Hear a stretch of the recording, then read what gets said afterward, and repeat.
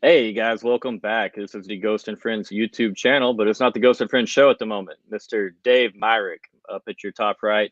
Uh, he's a return guest of the channel, but this is his show, Dave and Ghost. Ghost Dave. We're coming at you as a team. We're going to be doing this once a week. We're going to bring on a very special guest each and every week to talk Texas, Oklahoma. It might be baseball, basketball, golf. We're going to talk all the spring sports here on this channel. And with that all being said, welcome back, Dave, and then welcome to our very first guest, Mr. Zach Symm.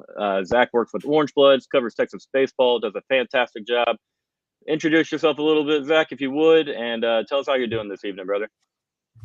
Yeah, doing great. Ready for some more baseball this weekend out in Vegas, so that'll always be fun. And the weather seems to have turned a little bit better. It's not as frigid as it was last weekend, so that's always good. So yeah, no, everything's great. My name's Zach. Cover baseball for Texas.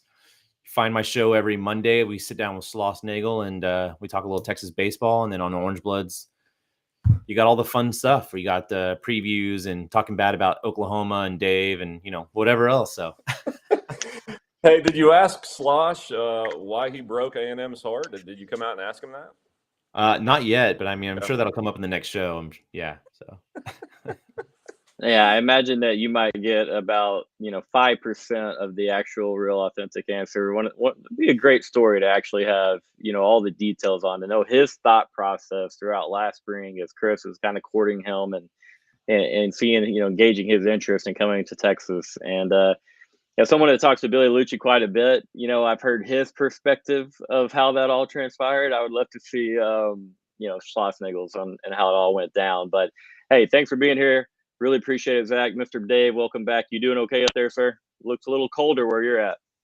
It did get chilly. I was in Norman for OU that they played Texas Southern, a really bad baseball team, and a little bit closer, I think, than people anticipated. OU wins 5-4 to stay unbeaten after winning 14-4 yesterday. But north winds about 30 miles an hour blowing in the entire time. Just a rough day offensively, but in college baseball, a win is a win. So everybody's happy leaving the park and then walking over to the LNC where Oklahoma and Kentucky are tipping off as we speak.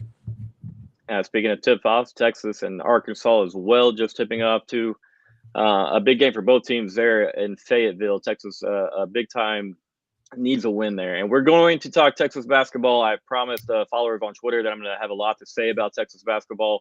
Roddy Terry in particular, going to just be very honest. We're not here to rip anybody, just going to give an honest assessment of it. But we're going to do that towards the end of the show. We're going to talk Texas baseball because these two gentlemen, they can talk it all, but that forte might be baseball. And there's a lot to be excited about when it comes to the the University of Oklahoma, which they are OU, and saying the University of Oklahoma is kind of weird. I don't know why y'all do that, Dave. Maybe one day we can get a backstory on that. But great, like you said, great start for the Sooners. Skip Johnson, still the head man up in Oklahoma, even if there was maybe some worries there in early summer that he may not be. It might have been quartered away, but no, the Sooners still have their guy. Oklahoma's off to a hot start. Obviously, 2 or 3 top 10 wins in the last couple of weeks? Yeah, that's right. 2 back-to-back down at Round Rock, Oregon State first, followed up by Virginia, and late into the Texas night, walk them off in the bottom of the 12th inning to complete that one back-to-back. So that was kind of the eye-opener. Up until then, people were like, yeah, that's great, but they played nobody. This weekend really got people talking and excited about OU baseball. And kind of what I'm seeing right now, their best player by far is Easton Carmichael, Golden Spikes candidate. The dude was raking like 400, hitting 400 on the year. He's down to like 233 and went 0 for 5 against Virginia, has not done well this week, and yet they keep winning. And that was something I thought coming into the year when their main guys, their mainstays don't do well at the plate, who's going to take up the slack? And so far, that 1 through 9 is doing just enough to get wins. Pitching, of course, with Kyson Witherspoon one of the best guys in America. He's pitched, I think, 12 innings, 21 strikeouts.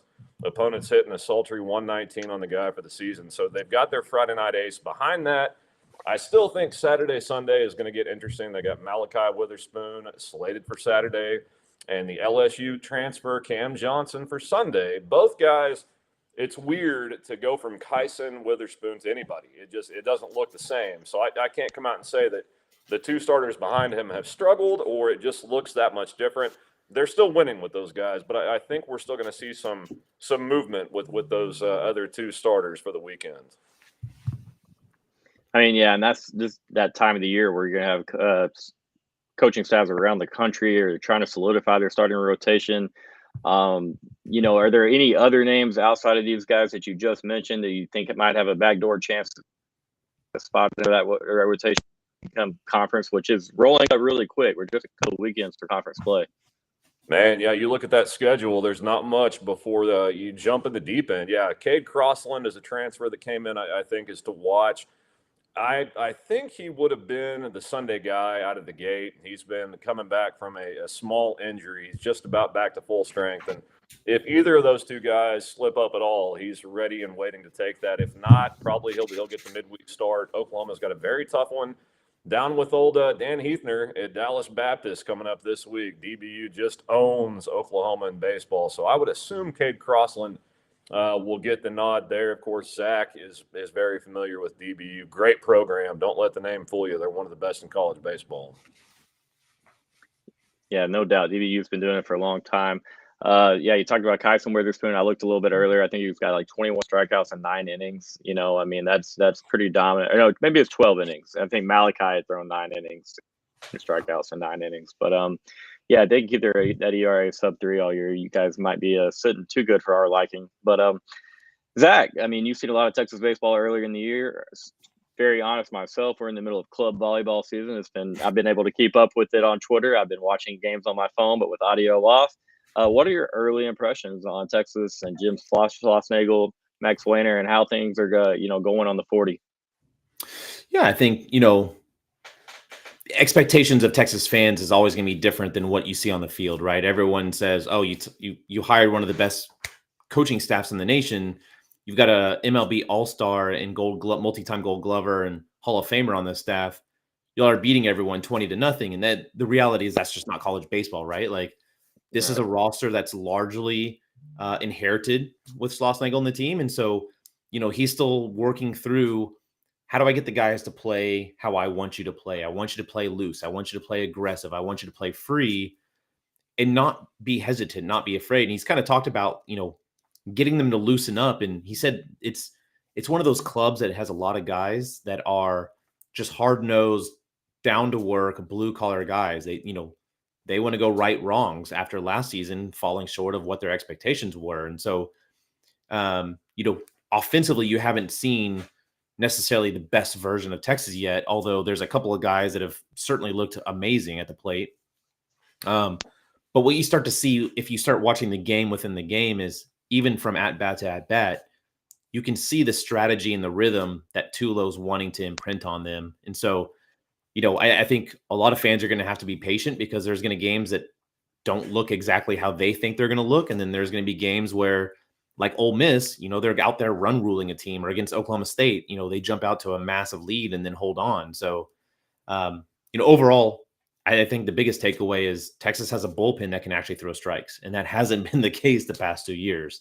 And what's the difference? They're winning 1-run games. Last year, they weren't winning 1-run games. They were losing those midweeks. They were getting losses on Friday nights because they couldn't hold on. So overall, I think positive. A lot of work to do. It's still early in the season, but so far it's been really good. Yeah, I mean, well said overall. It's late February, so anything that we're seeing right now in the baseball field, lots of time to shape it up. Conference play hasn't started. It's nice to beat these top 10 opponents. Good for you guys up there. Good for, I'll tell you this, Zach. Skip Johnson taught me for 3 years and showed me a lot about the game of baseball. And so my love for Oklahoma baseball comes from him. And I will say I do root for Oklahoma outside of one series a year, obviously. Skip is a fantastic man.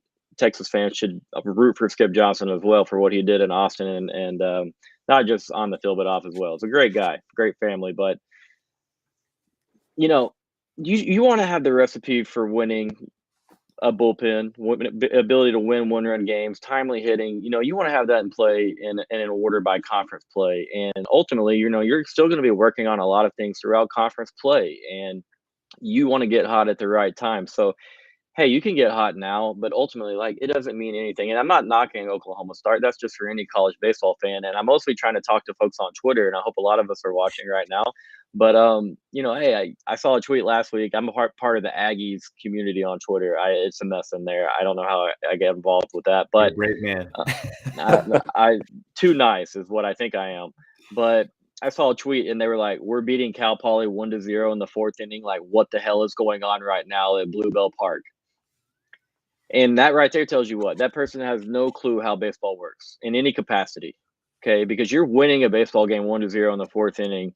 I'm turning around immediately and like, okay, we're doing something really well on the mound, most likely, or we're playing some really dang quality defense behind, or we're getting out of some jams, and some that maybe we're getting in some pickles on the mound, but we're battling and finding a way out of it. But the most important thing is, hey, that we're winning the baseball game.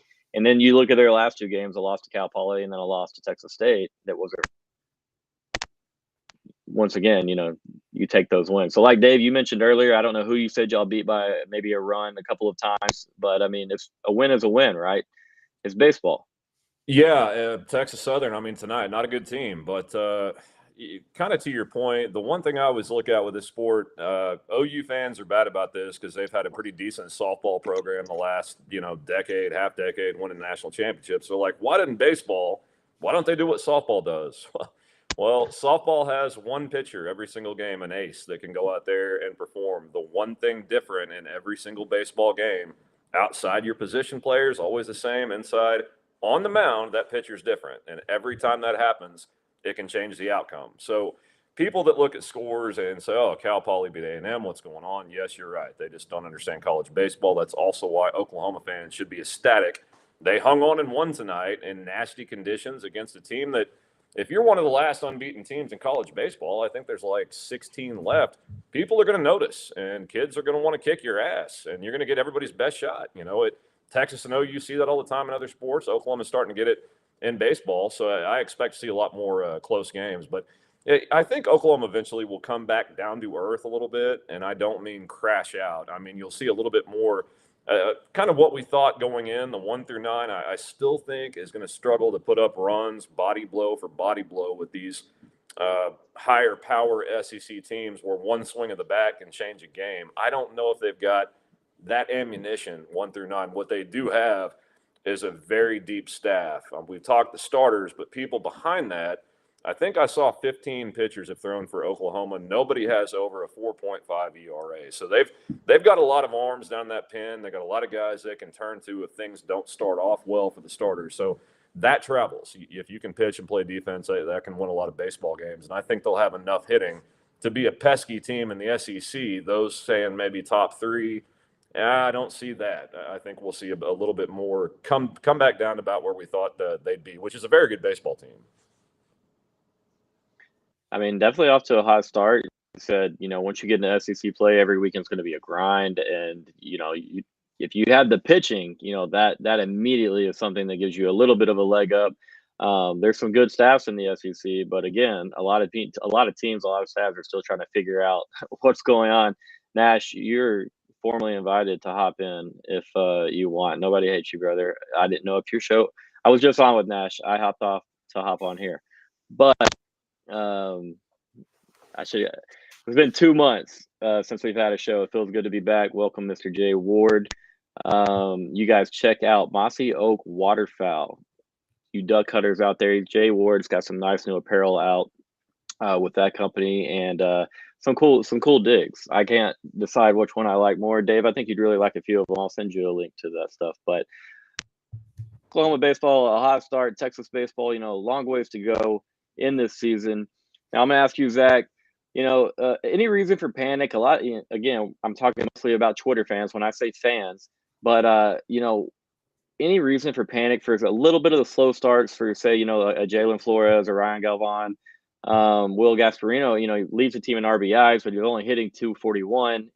I don't know about you. If you guys played baseball, I'm assuming you both did. I know Dave did. But please, it's hard to hit a baseball in February in frigid weather. Zach mentioned it earlier. You understand, that's advantage pitcher 10 days out of 10, that's hard stuff to do. But now to the man, Zach, any reason for concern? Talk to the Twitter fans, let them know, your opinion on that. Yeah, I mean, the first thing in baseball you always understand is that pitchers are going to be ahead of hitters at this time of year. And that's purely just due to reps, right? Like they don't have the in-game reps, they don't have the ABs.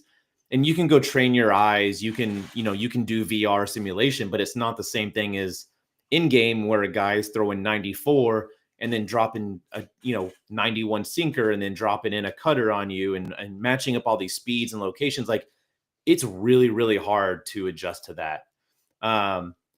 As far as the hitting goes from Texas side, I mean, I think you look at what they've done historically and you kind of have the picture of where they can be and what they can do. And so for me, no, it's, they're adjusting to a new schedule. There's going to be basically no bunts. There's going to be more line drive. Like Tulo's very big on line drives. And if you hit a line drive and you happen to hit it over the fence, well, that was an even better line drive, right? Like he's not going to sit there and go, I want everything to be boom or bust. They want consistency. They want to be able to hit to all gaps. And you kind of see that right now, like Max Ballou. He's got a really good batting average up around 500. But if you look at his numbers, they're pretty much all singles. Like he's just hanging out, going deep in counts and hitting it back up the middle. That's what they're going to give him. That's great, right? The opposite is Jace Laviolette or Gavin Cash from A&M, who are hitting 160 and 217. Now they got a couple of homers, but that's the number one team in the nation, and they're struggling throughout. They have a 258 lineup. And so, yeah, this time of year, it's so early. They've had 24 to 28 at-bats at most. It's just, there's nothing that you can do about that at this point other than get more ABs in and time in the cages. So no concerns. At the same time, look at a guy like Adrian Rodriguez. That's a freshman hitting over 400. Ethan Mendoza, sophomore, hitting over 400. And so you're going to see guys that wax and wane throughout the year. And everyone knows that Jalen Flores can hit. Does he have a slow start? Sure. A couple years ago, Dylan Campbell couldn't hit the side of a barn. That guy ended up the year, being one of the best hitters in the nation. Just if you look at the last section of numbers and going to the NCAA tournament. So it's not about what you do now. It's about end of the year. But yeah, no concerns. I know that Texas has some guys that can absolutely mash. Ghost, if I could jump in, I thought that was an interesting point. I said a second ago, Oklahoma, I think, will fall back down.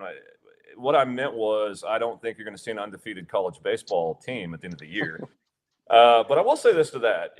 I just said Easton Carmichael, their best player, by far best hitter, is only hitting 233 on the year, and they're still winning games over top 10 teams with that. So you have to assume with his track record, he's averaged about 400 in his time at Norman. He'll come back up and start to hit to go along with guys like Jackson Willits. Scott Mudler at the catching position has been crucial so far because that keeps Easton and the DH upright, less wear and tear. So it is plausible that this team is not hitting as well as they're going to be hitting, but that pitching has been very good.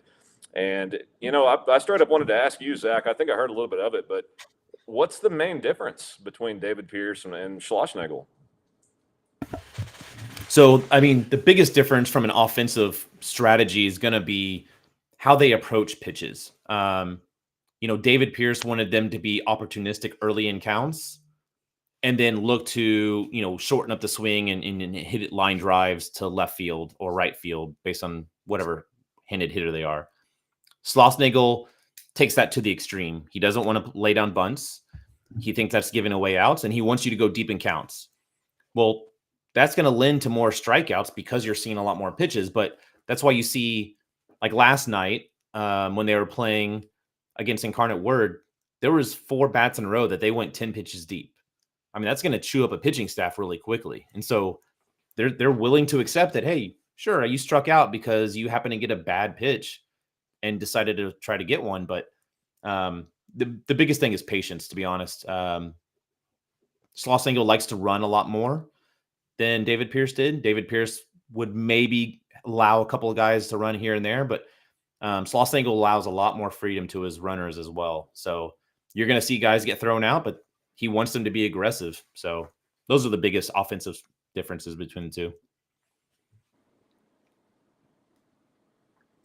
Yeah, I like to see that out of Texas, as far as getting really, really deep in the count. So you're talking about if you can make one pitching staff really, really work on a Friday night, then you really, really set them back, obviously, for Saturday and Sunday.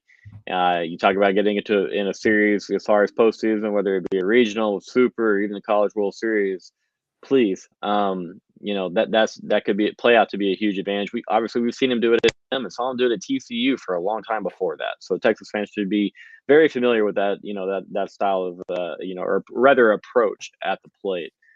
But Dave, I'm glad you asked that question because that's great. As good of a guy as David Pierce is, and he did things, in my opinion, in a really solid way. It's nice and fun to know the differences there. Let me ask you this. Now, y'all have some type of wager or something riding on these series at the end of the year, right, with Texas and Oklahoma? Yeah, Zach's coming up for that last conference series in Norman between the Longhorns and the Sooners. And when OU wins the series, I'm going to go with a Kansas City strip, medium rare, at one of Norman's best. And yes, it will be on Zach. Wow.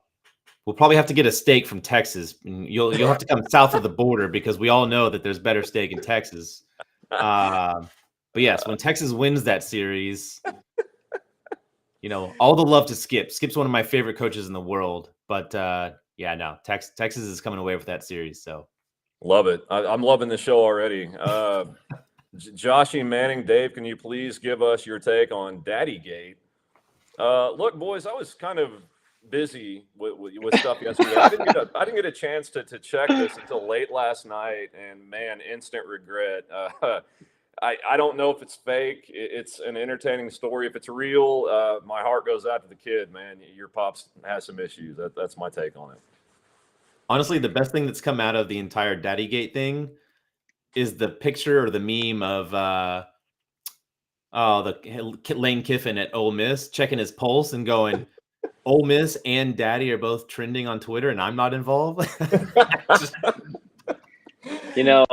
I like Lane Kiffin specifically because of the Twitter personality that he is. I think it's a nice, change of pace from how the standard coach, acts and operates on social media.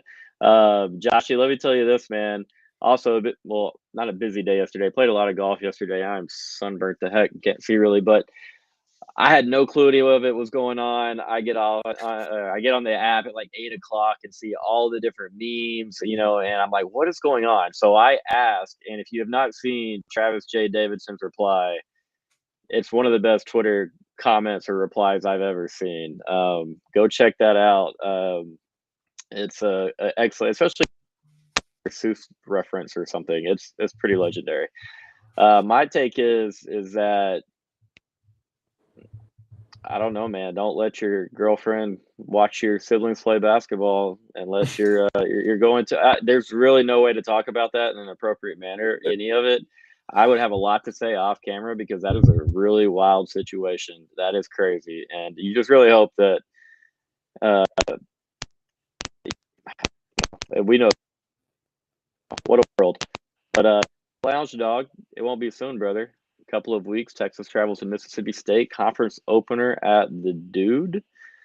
Aggie baseball, yes, they are not represented tonight, but I feel that we can talk about them. Is Coach Early maybe potentially feeling any pressure here to win with what is a really, really, really offensive lineup? Obviously, they've got a lot of issues with that bullpen early in the season, but again, it's late February. Any reason for panic for Aggie baseball? Either of you guys, feel free to answer that one. I don't think so. I think losing Gavin Garhovic is always going to throw you in for a bit of emotional loop, right? Like this is one of your bedrock guys coming All-American, everyday starter as a freshman. He was going to be an everyday starter this year. But if you look at the lineup they've put together, I mean, they've still got a lot of guys that can produce 1 through 9. And then from the pitching staff, I think that's probably the bigger worry. Nothing against the guy. Jason Kelly was a very interesting choice to pick as your pitching coach. Obviously he has ties to LSU and to the South. Him and Early and Caleb were all at Arizona State at one point, so there's some familiarity there. He brings some head coaching experience. That would be my biggest concern if I'm A&M is we don't have the same level of talent in our bullpen that we did last year. Frontline starters, they've got them in spades. Back end bullpen is still going to be something to work out.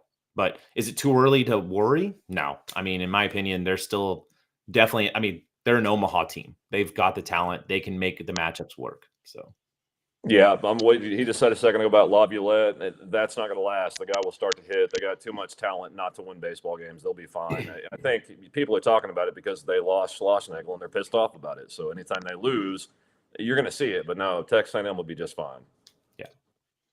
Yeah, I tend to agree with you there. I mean, there's just like you guys said, there's just so much talent there. Jace is outworldly. He's an incredible talent. And good point, Zach. They lose Grahovic. I mean, it's kind of an emotional leader, and not just leads with his play. But we saw the way that he acted in the last year after they took care of Texas, and that type of energy gets a lot of guys fired up. And so, but yeah, long year. I don't, in my opinion, think A&M has any reason to be worried about anything either. It's just a couple of losses, and there's no reason to overreact now.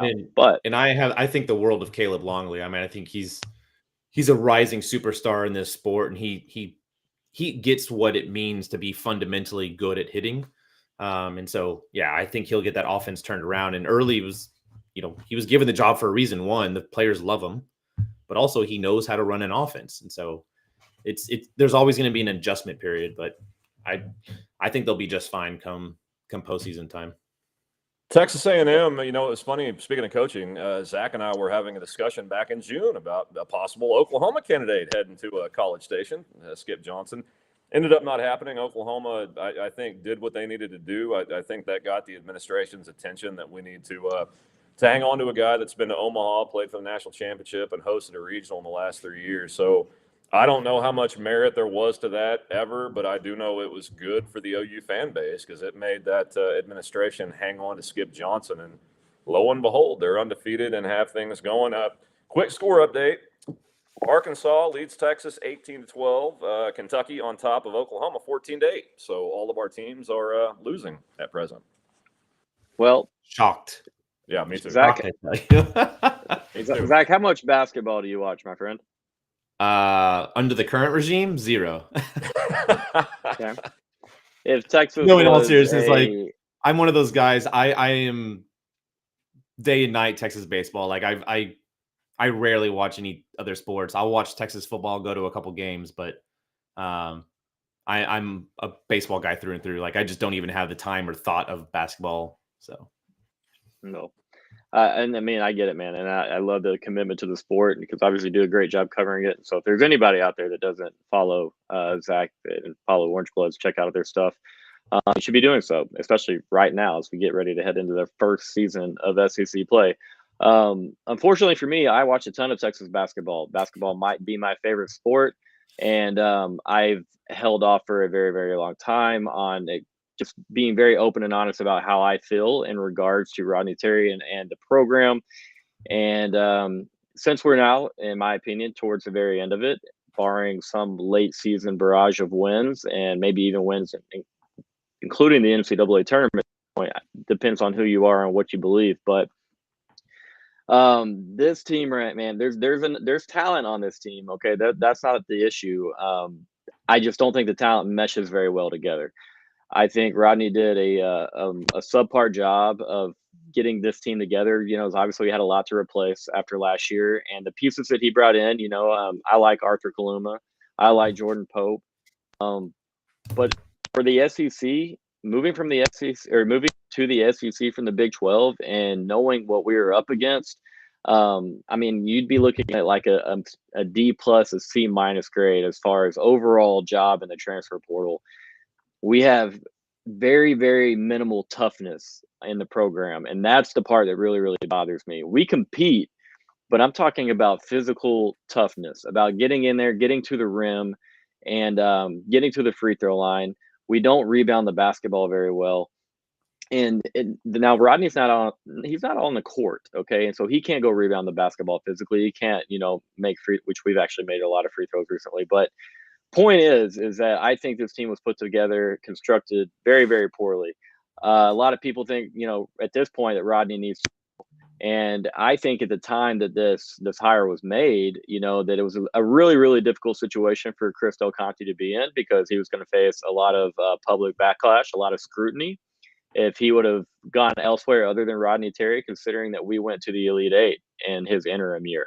Now, I'll also say, Zach, you may agree. I don't know about you, David, and how much you followed that basketball team, but there are a lot of coaches, college level, and even potentially at the high school level, in my opinion, they could have taken that team to the eight. They were very, very tough. Dylan Dessou was a problem, a mismatch.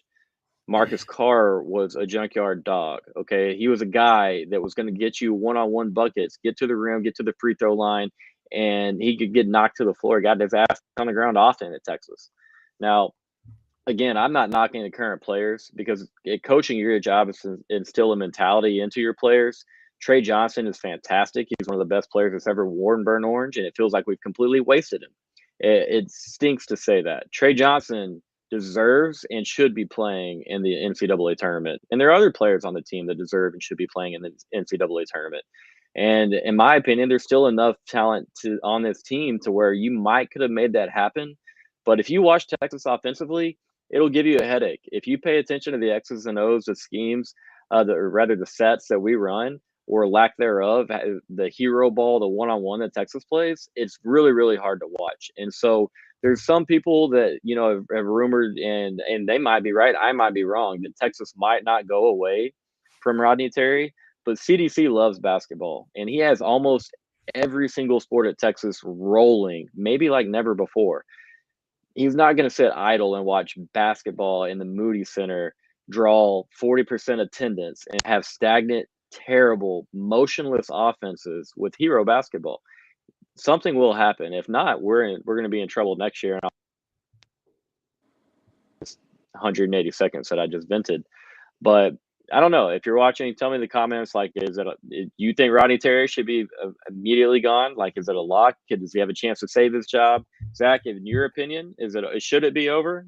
Yeah, should we rip the Band-Aid and just okay? Failing him getting, just on what I've heard at least, failing him getting to second weekend, I don't think he's around next season. And you made a very good point. Like, it was an emotional hire. It was always going to be a very tough situation when you run into something like that, where another coach has put together a roster and built a team that's built on a certain mentality, and you just assume, oh well, his understudy can carry this forward. But from everyone I've talked to, like, it was just a disaster in the offseason. Now you can argue, listen, he didn't have the funding and he didn't have the money backing that a lot of other teams had in the NIL space to go build the roster in the offseason. But you got to go get guys, right? Like, you have to go figure out pieces that complement each other. And the people that I talk to that do watch a lot of Texas basketball, to your point about the sets, it's hero ball. Like, they've got three guys that are just going to chunk shots up and hope they go in. And there was zero attention paid to, well, who's going to rebound the ball, who's going to box out and be the guy that owns the low post. And those were known going into the season. That wasn't like, oh my gosh, we had a guy that got injured. It was, hey, we need to go solve this, and they didn't solve it. So are we talking about Oklahoma or Texas? Because man, that sounds really familiar. That sounds really familiar, y'all. Look, I didn't even know Oklahoma played basketball still in that giant empty arena that y'all have. That thing is crazy. Y'all need to like burn that thing to the ground. Guys, it's man, hearing that, there's a lot of similarities. I talked with Dari Noka of ESPN last week, sat down with him for a half hour, OU alum. He's got very strong feelings on basketball. A lot of the same stuff you just said. You watch the offense, you're like, there is no offense. It's dudes dribbling for the shot clock and hoisting up a prayer. It's really sad what it's come to, and there's too much talent on the team. Yeah, they lack some bigs, but Jeremiah Fears is good. Jalen Moore is really good. The problem is you go into the season expecting Sam Godwin, that is a mid-major backup, not an SEC starter, to be your SEC centerpiece. And it looks like what it looks like, and attendance has suffered. For a football school, you need to have the product on the floor for basketball would be really special to get that to translate to basketball. To Dari, he was kind of blaming the fans, and I get it. But look, I covered OU basketball last year courtside. I was there for Texas, Texas Tech, Kansas. It was all packed, and it was very loud.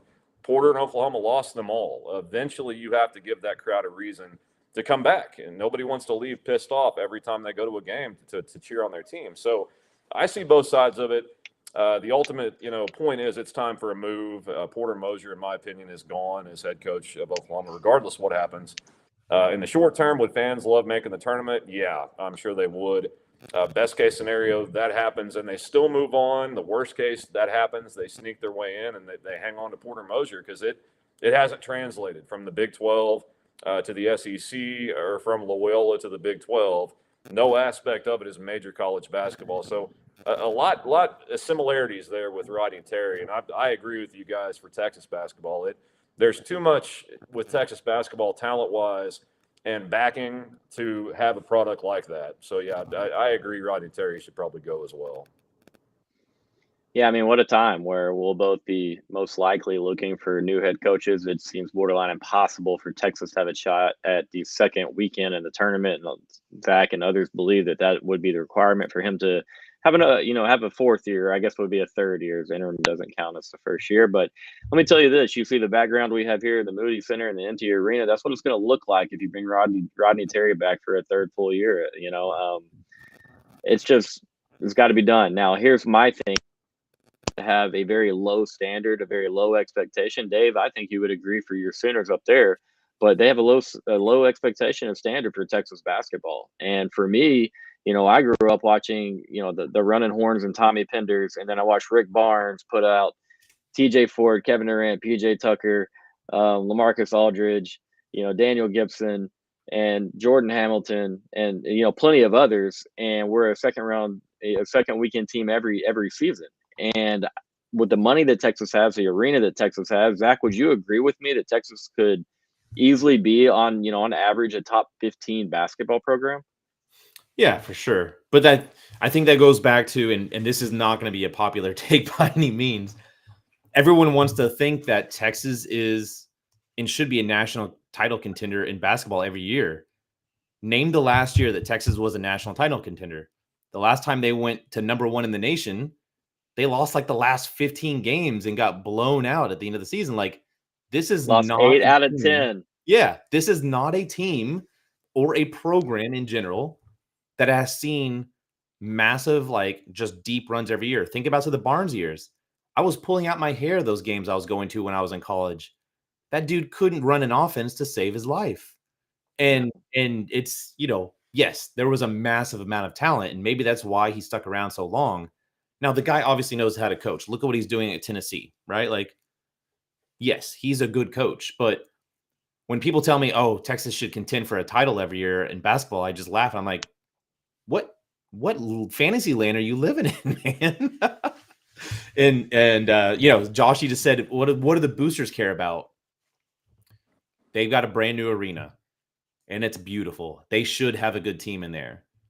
But is basketball the boosters' number one care? It's not. So, but does the right coach elevate that care? And that to me, exactly that and it will be the same for the fans at the Moody Center. The fans that want to come in there and have been going to basketball games between the Irwin Center and the Moody Center for 2-3 decades, between the students. Me personally, I love Texas basketball. I like to catch a handful to dozen games a year, maybe at tops. I'm not paying money right now to go watch this product. I'm just not going to do it. And it stinks because I don't want to be like that for the kids. But I mean, the boosters, they have to have, we have to have the NIL backing. We have to have the NIL funding. And if the fans don't care and Texas has a bad product on the court, that's not going to happen. That's just a fact of the matter. Now, again, that could change a lot depending on the hire, and maybe they pony up and go after somebody big. But I'm just glad we're all in agreement. Texas needs a new basketball coach. It seems like Dave knows and has accepted. We talk a lot. He's accepted it a long time ago that Porter Moses has to go. Not the way that Oklahoma stands in the conference as far as standings go, but it's the way they're losing games. early in conference, you guys were down 20 points. It felt like in every single conference game, and we were playing some close games. Now it kind of feels like it's flipped. You guys, battling at least a little bit. It seems like we're just getting ran out of the gym by everyone we play. Yeah, man. I mean, look, I have to defend Porter a little bit. I mean, there is not a better guy on planet Earth. He is one of the coolest dudes. I mean, if you could sit up at a bar, have a beer with the guy, it would be Porter Moser. But I said it hasn't worked. He too has not had the backing. They don't have what they need to go out and get these guys. Brandon Garrison, that's in town right now for Kentucky, jumped in the portal from Oklahoma State last year. Oklahoma was in a really good spot with Garrison and didn't get him because they didn't have the money for it. So it's always going to be a mix in my mind. Like, did he have what he needed, or is just, it didn't translate to big time college basketball? Whatever it is, it didn't work, and it's time for a change. But that being said, I do like Porter. I respect the guy, and I think he'll do well at a mid-major, to where you can get in the NCAA tournament and go on runs because you're facing teams that haven't prepped and scouted for you all season, and that's why you see those teams do it. It can fool ADs, and it did Joe Castiglione this time. Might not be the only big hire at Oklahoma, depending how this football season goes, but that's another topic. Well, I mean, if you're going to bring it up, we talked a little bit about this, and it's been something that I've wanted to say. And this is the first show that we've had in 2 months, had a little bit of a break. Again, glad to be back. We've got about 300 watching, so that feels good to see y'all are still here to support. It means a lot. Again, thanks to Zach for joining. But Dave, I've said this to you a few times, and I'm just gonna go ahead and say it. This is not personal, Oklahoma fans. I've said it multiple times. Y'all deserve it better than what you've got the last couple of years under Brent Venables on the football field. Your standard is very, very high there. Y'all are going to have a new athletic director, a new basketball coach, and a new head football coach come next spring. Maybe even earlier than that. This won't stand. You're about to get the new basketball coach. Your football program could probably play a good bit above their head and still go 7-5. Have you seen that schedule? That schedule it's got to be the hardest schedule in America. I mean, it's tough. Like, Oklahoma could play damn good football and still go 7-5, lose a bunch of close games. Dave, say that would be the case, Dave. You go 7-5, you lost to 5 of the top, let's say 20 teams in America.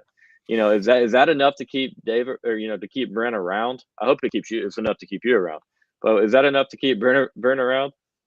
No, it's not. I was on a show this week, and a guy asked, "What's the win total?" I said 9. Oh, you got to be kidding with that schedule. I said, "No, I'm not kidding."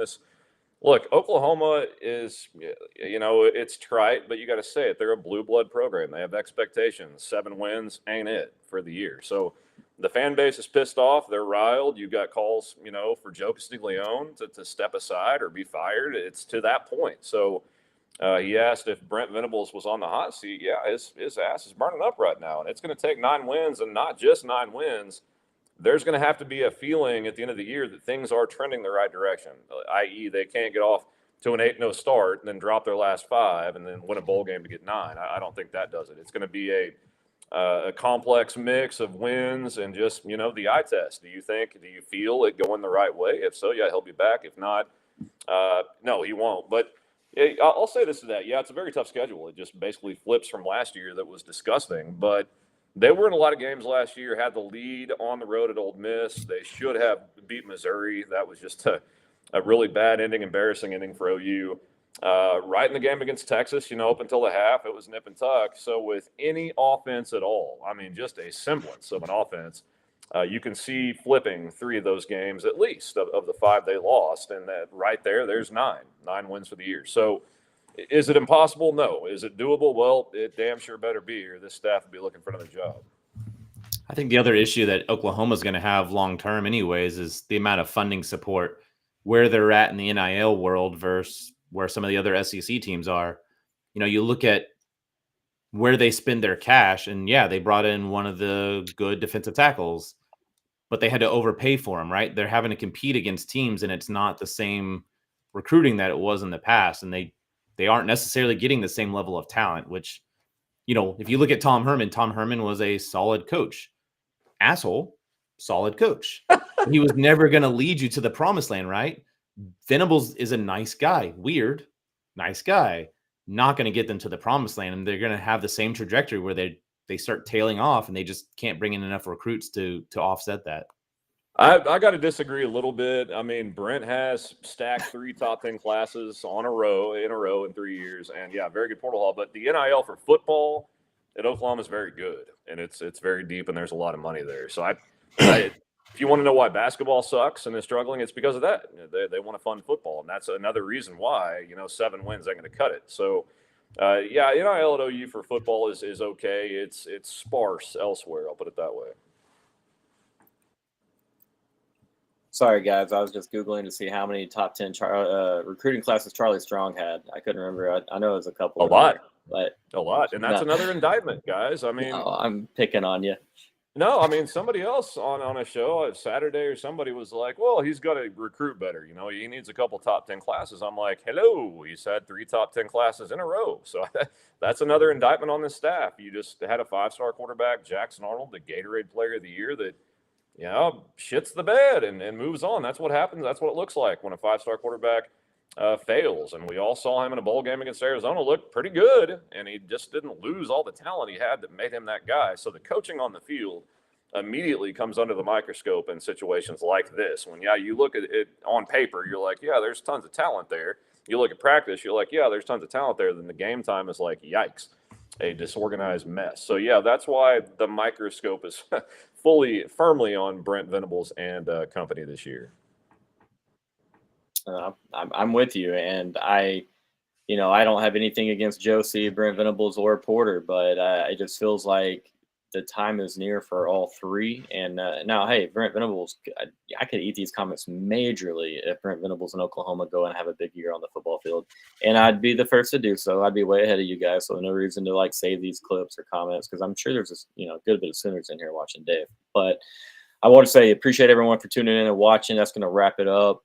But yeah, this guy right here, he's Dave. Dave and I every week, we haven't settled on a for sure day of each week. We'll get that settled in so that we can be consistent with that. But it's great to have you with us, Zach, and talk some baseball. We'll get you back on here. You've been doing a great job over there with Occupy and Sean on Monday nights, I believe. Y'all been killing that, and so keep that good work up. But anything else that you gentlemen need to get off your chest before we call it a night? Well, yeah, Zach, we can do a live stream. We can do a live stream of Dave buying me a nice steak at the end of the season for sure, if nothing else. That's solid. We can definitely get the one of you paying the bill for the steak. Is that a stuffed bobcat back behind you? There's a bobcat there, and there's a fox over here. So okay, I might need to get the taxidermist you use. They're sparse up here, and I've got one in the freezer. I need to get mounted and stuffed. So yeah, anybody knows a good taxidermist? Obviously, Dave's in the market at the moment. So, hit us up. Yeah, make a buck. But guys, again, thanks for tuning in. We will have daily content again starting tonight on this channel. So I'll be back tomorrow. I'll announce that show tomorrow afternoon. Everybody have a good night. Thanks again, Dave, Zach. We'll catch y'all next.